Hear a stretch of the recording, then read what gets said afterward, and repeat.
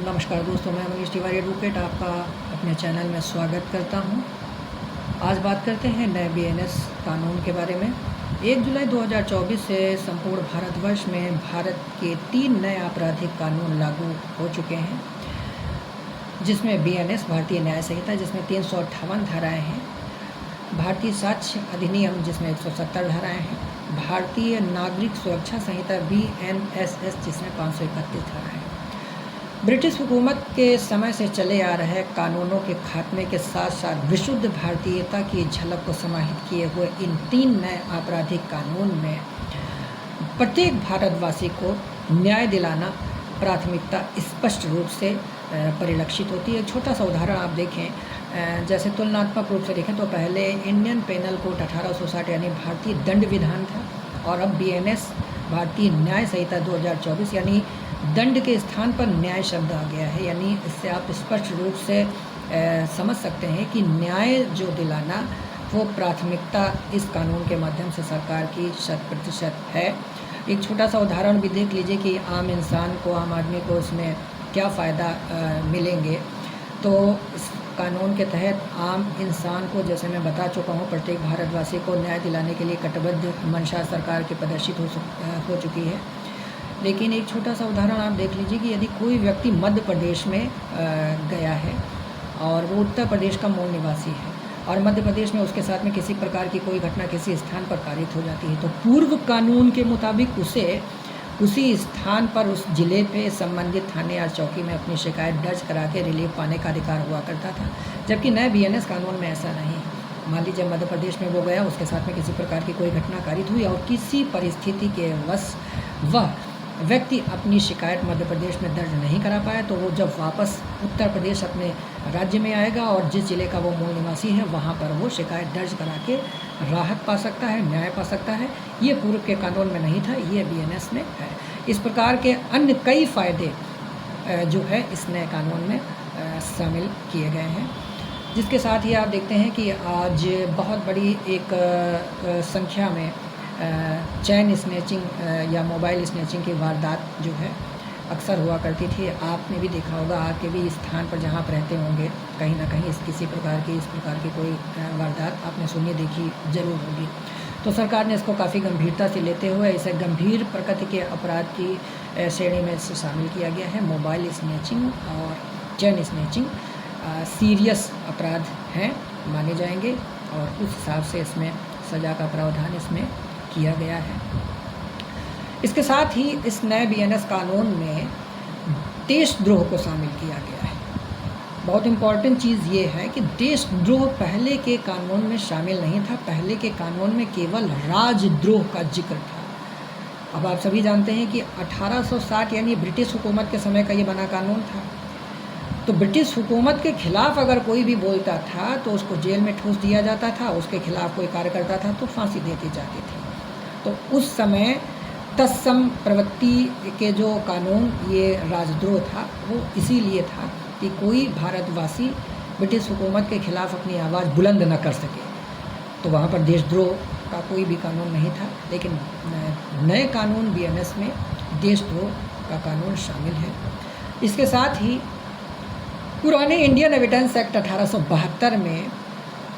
Mobile से संबंधित या इलेक्ट्रॉनिक एविडेंस को मान्यता नहीं दी गई थी। इसका बहुत सीधा कारण ये है कि पुराने के समय में मोबाइल चलते नहीं थे या इलेक्ट्रॉनिक इक्विपमेंट का ज़्यादा उपयोग होता नहीं था, तो इसलिए उसको साक्ष्य नहीं माना जाता था। जबकि 1860 के पश्चात में अभी आप देखें तो देश आज़ाद होने के बाद में मोबाइल का प्रयोग होने लगा, और उसके बाद में इलेक्ट्रॉनिक एविडेंस को फिर भी नहीं माना गया। जब आवश्यकता समझी गई तो एक IT एक्ट बनाया गया था 2000 में, लेकिन उसमें भी बहुत ज़्यादा जो है रिलीफ नहीं मिल पाती थी। लेकिन इस भारतीय साक्ष्य अधिनियम में आपको मोबाइल से संबंधित, व्हाट्सएप से संबंधित, चैटिंग से संबंधित इसको बाकायदा एक एविडेंस माना गया है, और एविडेंस के तौर पर इसको सुना जाएगा, देखा जाएगा और इसको उसमें ऐड किया जाएगा आपके मुकदमे में, और आपको संबंधित रिलीफ भी प्राप्त हो सकेगी। इसके साथ में सबसे बड़ी कमी, आप जानते हैं कि प्रत्येक कानून के अगर फ़ायदे होते हैं तो कुछ ना कुछ कमियां भी होती हैं। तो सबसे बड़ी कमी जो है इस कानून में वो है कि झूठे मुकदमे, चाहे वो झूठे मुकदमे बलात्कार के हों, झूठे मुकदमे SC ST के हों, झूठा हलफनामा हो, झूठी गवाही हो, इस प्रकार के अपराध जो हैं वो भी गंभीर प्रकृति के अपराध की श्रेणी में शामिल होने चाहिए। कूट रचित दस्तावेज, फर्जी दस्तावेज, जैसे मान लीजिए फर्जी वसीयत बनवा लेना, फर्जी वरासत करवा लेना, फर्जी राशन कार्ड बनवा लेना, फर्जी वोटर ID कार्ड बनवा लेना। तो ये देखिए घुसपैठी टाइप के लोग जो होते हैं वो क्या करते हैं, इन्फिल्ट्रेशन करने के बाद में किसी राज्य में गए, किसी देश में गए, तो वहाँ से संबंधित किसी भी प्रकार से ये इनके प्रकार साम दाम दंड भेंट के चलते फर्जी वोटर कार्ड बनवा लिया, फर्जी आधार कार्ड बनवा लिया, बन गए वहाँ के निवासी। और उस प्रकार आने के बाद में अगर उनकी कोई गलत मंशा है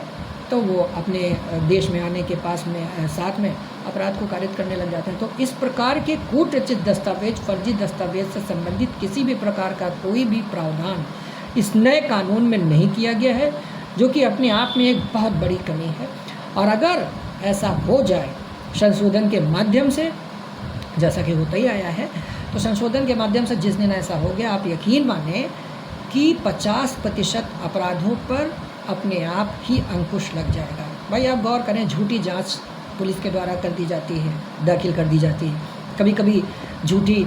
गवाही भी मुकदमे में लोग दे दिया करते हैं। सभी लोग जानते हैं ऐसा होता है, लेकिन इसको गंभीर अपराध की श्रेणी में अगर रख दिया जाए तो आदमी इसको करने से पहले डरेगा, क्योंकि पुराने शास्त्रों में कहावत है कि भय बिन होए न प्रीति। तो भय ही कभी कभी ऐसी स्थिति को बचा सकता है जिस स्थिति में कोई व्यक्ति एक परेशान हो। जैसे मान लीजिए एग्जाम्पल तौर पर किसी के ऊपर झूठा SC ST का मुकदमा दर्ज करा देना, तो ऐसा कराने वाले व्यक्ति के ऊपर भी बहुत गंभीर कार्रवाई हो जानी चाहिए, उसकी संपत्ति को कुर्क कर लेना चाहिए और जितनी सख्त से सख्त सज़ा होनी चाहिए। तो और 10 साल का कम से कम सश्रम कठोर कारावास होना चाहिए। तो इस प्रकार की जब घटनाएं होंगी और उस प्रकार की घटनाओं को लेकर जो कानून PNS आया है, इसमें इस प्रकार का प्रावधान होगा सख्त से सख्त, तो आप मान लीजिए कि 50% अपराध ऐसे ही कम हो जाएंगे। इसके साथ में आप देखें, पुलिस के द्वारा FIR करने की और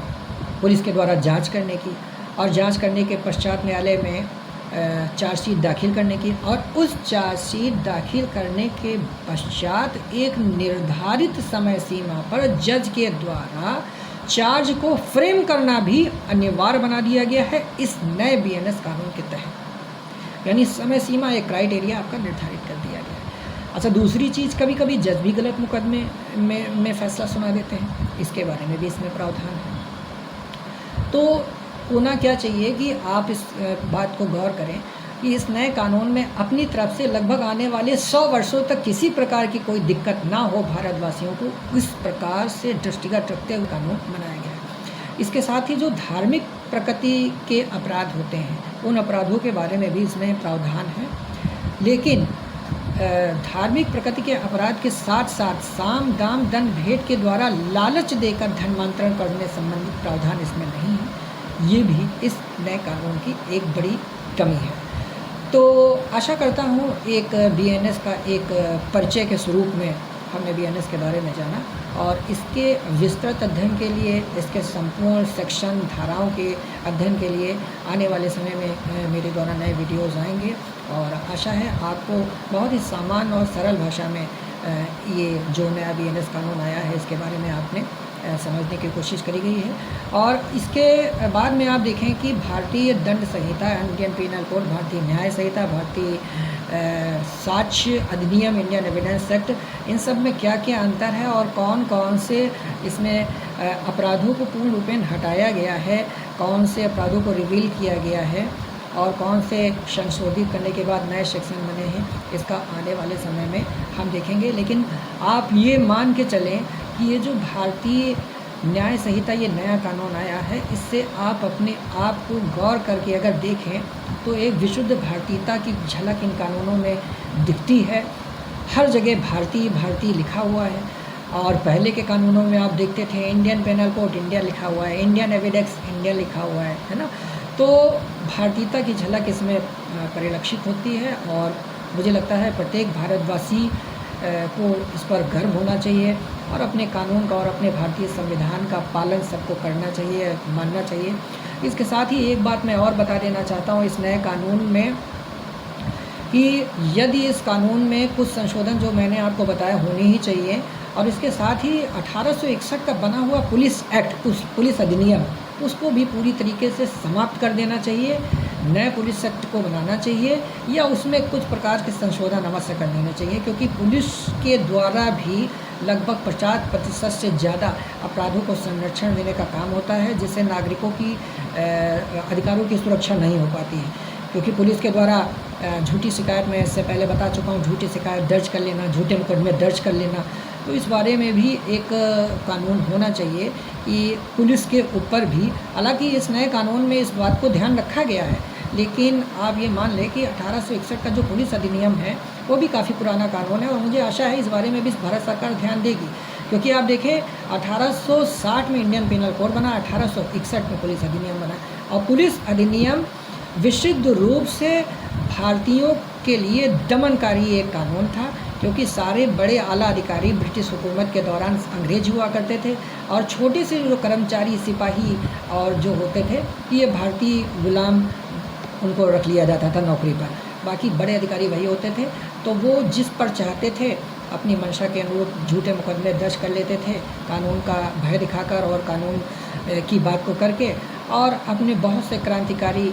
लोगों को और जो भारत की आज़ादी के पक्ष में रहकर अपना त्याग करे हैं, उनको कठोर से कठोर, क्रूरतम से क्रूरतम सजाएं दिया करते थे। तो ये तब के समय का बना पुलिस एक्ट है, जो भारत के कानून में वर्तमान समय में 2024 में किसी भी स्थिति में मुझे नहीं लगता है कि सटीक बैठता होगा। इस बारे में भी भारत सरकार को विचार करके इस कानून को संशोधित करना चाहिए, या पूर्ण रूपेण एक नया कानून लाना चाहिए। और आशा है मुझे आपका मेरा ये वीडियो आपको पसंद आया होगा, और इससे आपने कुछ संक्षिप्त जानकारी बीएनएस के बारे में ली होगी प्रारंभिक तौर पे।